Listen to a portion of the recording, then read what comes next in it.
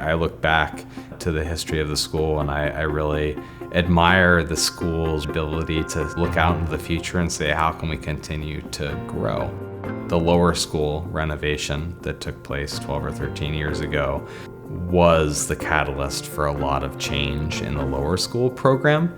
A lot of time and energy was put into this notion of what kind of built spaces do we need in order to be the healthiest and most successful community. The lower school teachers were able to talk about what does teaching and learning look like for elementary learners, what kind of a school do we want to be, how do we build upon our existing strengths, what should the layout of the classroom look like, what should the furniture look like, what should it feel like to be in this classroom. And I think that the vibrance of our lower school definitely comes from the energy that was put into it by the students, teachers, families, and donors 12, 13 years ago.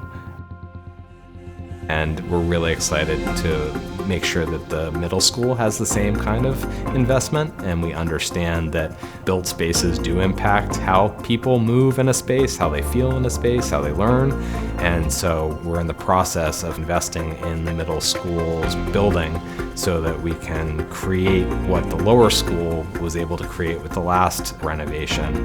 an environment that really meets the needs of middle schoolers, a place that embraces their social nature, classrooms that invite them to be able to learn how they learn, and is a really kind of comfortable and lived-in space. So while the building itself is plenty big enough, we don't need a bigger building, we do need a building that's more in tune with the needs of middle schoolers and what we know about middle schoolers and their learning today. Over our 200 plus years of history, we have had many different versions and iterations. We're always interested in being better and always interested in what's next and becoming the kind of place we aspire to be on a daily basis for kids.